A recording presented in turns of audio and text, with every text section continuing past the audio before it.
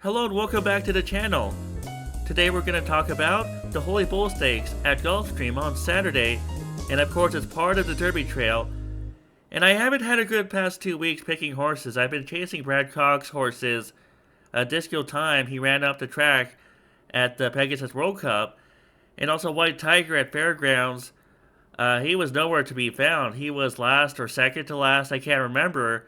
And I don't know. Brad Cox is normally a trustworthy trainer. He does have the favorite in this race, Cannoneer. We'll talk about him in a minute. Let's just go through the race one by one, and I'll give my thoughts on each horse. Now, Incredibolt, he exits the Street Sense Stakes, and I've talked about this before, but I think the Street Sense and the Kentucky Jockey Club at Churchill Downs were both weak races, and my thought is to avoid the horses that come out of that race. And Universe, we can take a look at his Equibase page. Universe was the runner-up in the Street Sense, and we see that he finished, 7th in the Smarty Jones Stakes after finishing second in the Kentucky Jockey Club. And who was the third place horse? Very Connected was third in the Street Sense, and we see that he was fifth in the Gunrunner Stakes at Fairgrounds. So I have serious questions about the quality of the Street Sense, and I'm just going to ignore Incredibolt. I could see people putting him in third or fourth. Maybe he'll pass some tired horses, but he's not for me, so I'm going to ignore Incredibolt. Let's just move on. Roger Athena, he lost the Mucho Macho Man Stakes by 6 3/4 of a length, so do I really need to look him up? I just think he's overmatched in this race, and I'm just going to pass on him, so no Roger Athena for me. Project Ace is number 3, and he is a closer. He got a big setup in his maiden win on November 15. You see the plus 10 and the plus 17 under 1C and 2C. That usually indicates a fast pace. I don't like the runner-up that he beat, Quarry. We can take a look at Quarry's record right here. After finishing second to Project Ace, he went on to lose 2 straight maiden special weights at Turfway Park. So I question the quality of that race, besides the pace scenario helping him out. So Project Ace is not for me. I'm just going to skip him.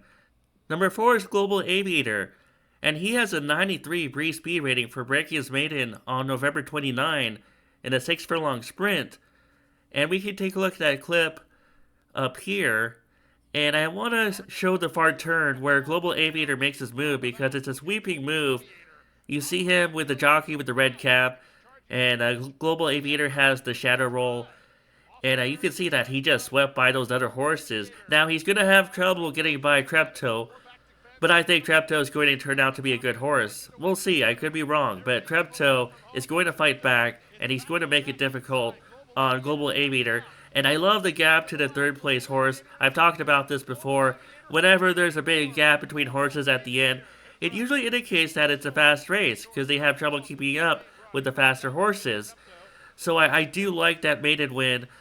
My concern is that it was at 6 furlongs, and this is a mile 1/16th. Can he get a mile 1/16th?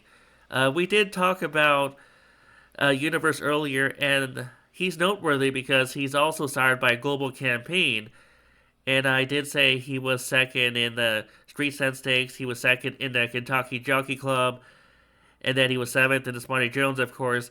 We can take a look at another horse, Warming. Warming, she won a 1 mile turf race, the Autumn Mist Stakes. So I think Global Campaign might be like a miler sire. I've only looked at 2 horses, so that's a very small sample. I'm not going to click on all of them. But also, I did look at Frisco Girl earlier, and Frisco Girl did win up to a mile, so that's important to note as well. There's probably enough in there to get a mile 1/16th. And you see Curlin, the Grandsire, Quality Road, the Dam Sire. It's not the perfect pedigree, but maybe there is enough to get a mile 1/16th. With that said, going from 6 furlongs to a mile 1/16th in a Derby Trail Stakes race is a difficult task, so I can't pick him to win. I will say he's probably good for 3rd or 4th, or if he gets lucky, maybe he could finish 2nd. I don't like him on top. I like him as an underneath horse, and maybe he could provide some value because I think the bettors will go elsewhere in this race. We could go down to number 5, Cannoneer. Now, Cannoneer broke his maiden by 7 1/4 lengths, and it wasn't that fast of a pace. You see -1, -5 under 1C and 2C. We'll take a look at the clip of the race. and we catched him turning for home. And Cannoneer, he's not hard to spot. He has the white blaze on his head, and you see the jockey is asking him, but he's going to open up willingly under the right hand whip. And you see that number 6 horse is all by himself in second. And I do like the way that he won that race. He got a 100 breeze speed rating, and that time was relatively fast. I think the only other 7 furlong race on the card went in 124 and change. Someone else could double check that, but that time of 121 and change, that's pretty fast for that card on November 29. So Cannoneer is definitely a big contender in this race. The downside is that he's going to be bet hard, and maybe he's going to be even money. I think that bettors will really like this horse, and Brad Cox and Irad Ortiz will also bring down the value. So there's no value to Cannoneer. There's going to be a lot of people who like him, but he is definitely a contender in the Holy Bull Stakes. Down to number 6, Butane. Bob Baffert said that he's not coming. I read in a DRF article that he's not going to come to Florida, so you can cross him out. Butane is probably not going to be in this race. Alright, number 7, Nearly. Nearly broke his maiden by 5 lengths on January 2, and I like the way that he did it. He was 3 lengths off the pace after the first call, and you see that it was a slow pace, -7 and -19. And we can take a look at the clip right up here. We have to rewind just a little bit. You see him on the lead. He's battling with Confessional right now. And I think Confessional is going to be a good horse. Confessional is trained by Brad Cox. He broke his maiden at Keeneland.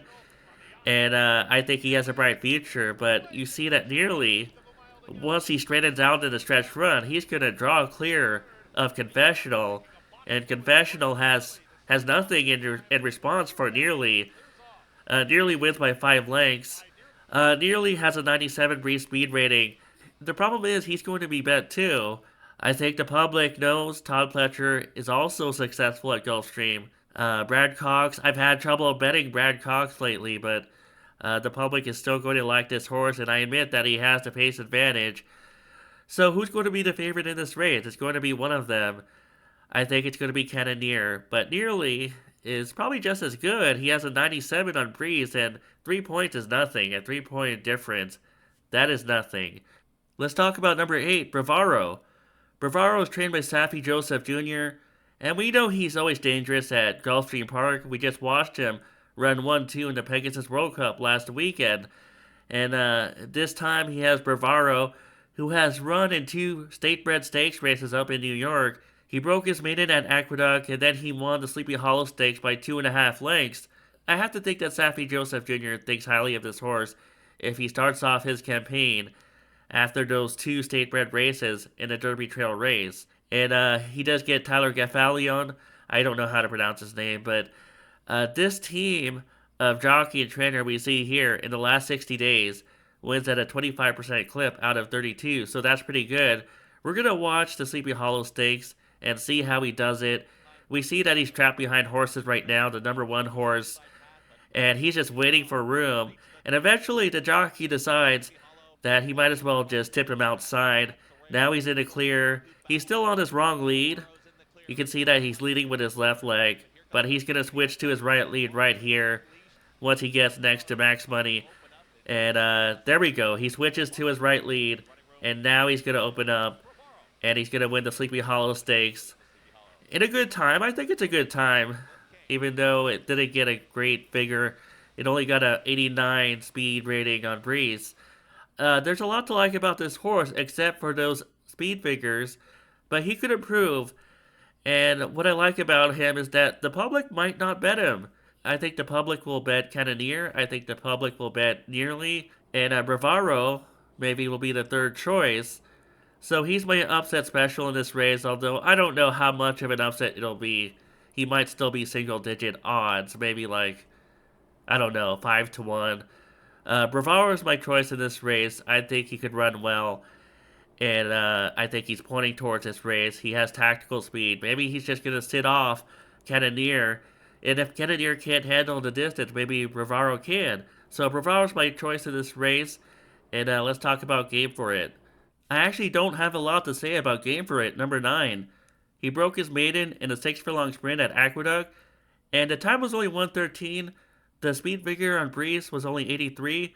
So I believe the speed figure. 83 Breeze speed rating, 113 for 6 furlongs. I know the track slows down in the winter, but still, 113 sounds pretty slow, and I just need to see more. So I'm going to skip game for it. Maybe he'll improve and show me something, and maybe I can trust him in the future. But right here in this race, I don't trust him, especially not from the number 9 post at Gulfstream Park. And my top choice is going to be Bravaro.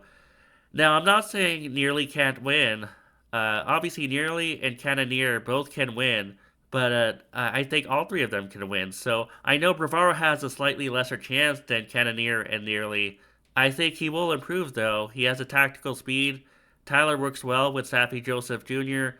And you see here the stat for layoffs 90 plus days away, 22% for Saffy Joseph Jr. So I think he's ready to roll. And he just needs to improve on his speed figures, which I think he will. We haven't seen him since October. And typically, as horses mature and grow, they get faster, right? So Bravaro's my choice in this race. But I'm saying Nearly has a shot to win too. And Cannoneer has a shot to win. Maybe if you're doing a multi-race wager, the single has to come elsewhere because this race looks pretty competitive. But if I was just doing a win place bet, I would do it on Bravaro. And anyways, those are my thoughts on the Holy Bull Stakes at Gulfstream Park. Thanks for watching, and I'll catch you guys soon.